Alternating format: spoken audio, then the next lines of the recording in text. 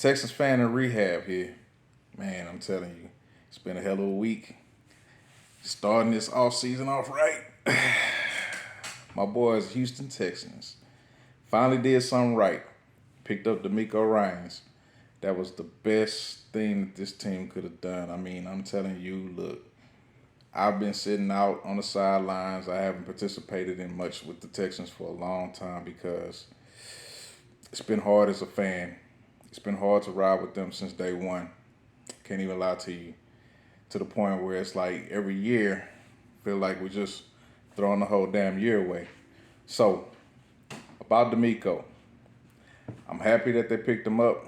I think he's the best man for the job. I think that compared to the other options that were out there, we really couldn't lose with going with Demeco. Of course, he's got the pedigree, he's got the history with the franchise. I mean, hell, we drafted our head coach. How cold is that? But then on top of that, this guy's a leader of men. He's known as the captain. He's got a reputation that's outstanding with his players. He's got a good, pedigree and a legacy coming from out of Alabama. I look forward to seeing what the brother can do with the team. I mean, I just hope that the only thing that I'm concerned with, knowing my Texans, man, that front office, I just don't want them to screw him up, man. Give him a fair opportunity. I mean, he got a 6-year deal, which is great, but the Texans have always seemed to find a way to somehow just kind of let me down a little bit. So I'm cautiously optimistic. I think that the dude will do great things, but man, I just hope that front office doesn't get in the way. But GM, he's got a pretty good track record of picking players right now. So we'll see how this goes, and hopefully Demeco can stand on the table for the guys that he wants. So my thoughts about it. I got a little bit of a battered fan syndrome. It's all good, but I think that the fans can be brought back with just a few proper moves, and this is definitely a move in the right direction. So, next up, he's got to get his staff together and figure out what he's going to do about that. And I mean, I know that he can't purge the San Francisco 49ers squad for too much of their talent in the coaching staff, but hey, we'll see what he does. I mean, I think guys will be clamoring to try to get on his staff and try to see what they can do with him. But the Texans didn't do themselves any favor with what they had in the past as far as the coaches that they've let go and kind of run through and, objectified, if you will. So, I'm hoping that they can turn some things around with that in the front office because, the fans, we've been looking forward to it for a long time and we've been suffering. So it's been very, very, very hard. And look, not even gonna lie to you, I've been sitting on the waiting list for damn near 10 years for season tickets. And somehow my number got called the last 2 years in a row and I passed on it. I'm hoping that I can regret that, to be quite honest with you. We'll see how that goes. I know that Demeco has been a solid dude coming out of, when he came into the league. He was one of the first dudes that I've ever heard when they was talking about, players that hit the rookie wall and, how's this holding up for you? And he was the first dude that I heard that was just like, it's just ball. I can handle it. It's not too much different than what it was. So, I kind of looked at that and I was like, okay, yeah, this dude gets it. So I know that he worked on coaching up a lot of his teammates. I mean, hell, you saw how the players pulled up. Players pulled up at his press conference. I mean, former players, guys that we look up to, we've been, respecting them for their talents and their skills with the Texans for a long time. They came through. I mean, you seen Andre come up. You seen your boy Cushion pull back up. I ain't seen Cushion in forever. I mean, even Matt Schaub came out of the woodworks, and you ain't seen Matt Schaub since he left the city. So, Lord knows where these cats been at.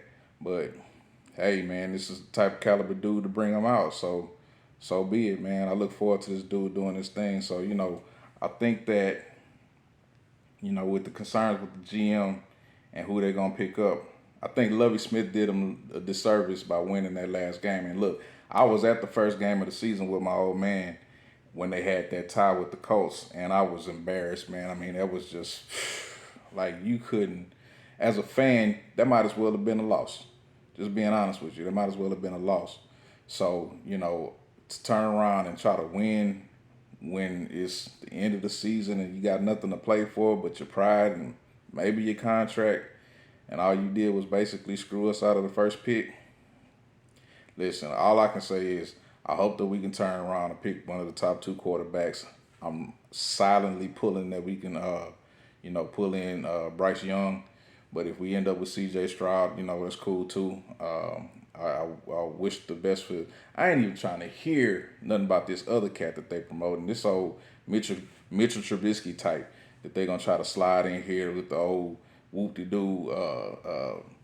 What this? I call him the Mel Kiper stunt that he always likes to pull, where he pulls out some dude from out of nowhere that nobody cared about all season long, and all of a sudden this guy's getting all the hype. He's gonna be the number one prospect for the season. It's a waste of time for even entertaining anything that Mel Kiper says, because this dude is terrible.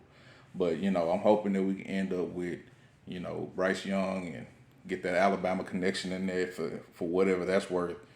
And we'll see what my boy Demeco can do, man. But like I said, I'm just excited about the opportunity that we got. This is this is exciting for the fans. It's exciting for the city. I'm hoping this is kind of like the step that kind of garners the fan base to come back and actually show up. Because, I mean, listen, it's embarrassing to see the games on TV, even at the house, and you look out there and you see the stands and they empty. I mean, not even the opposing fans are buying tickets to the game. That's sad. I mean, most of the games I've ever been to, it's probably like, 75% Texans fans and 25% everybody else.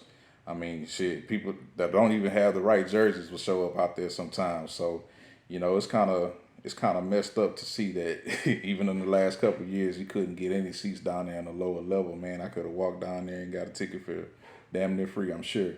But, hopefully they do right by this draft. I know I'm going to be reporting back on a weekly basis, trying to see what's going on with the Texans, talking about their moves and transactions. Definitely looking forward to this draft, see what they do. Definitely looking forward to this offseason. But, in the meantime, we're getting ready for the Super Bowl coming up next week. I got a little money in the game. We'll see how that turns out. Hopefully I can win a little something. Lord knows I could use it. I got a couple things I could spend it on. Maybe a new Texans cap. As you can see, this used to be a Texans cap till I watched it. You see the insignia right there. It used to be right there. But yeah, it's time to get a new one. Start the year off fresh. Buy a new one every year. So, hey, man, I look forward to this new 2023-24 season. Texans fans, I hope that y'all are with me. Let's get excited about this, man. Let's go.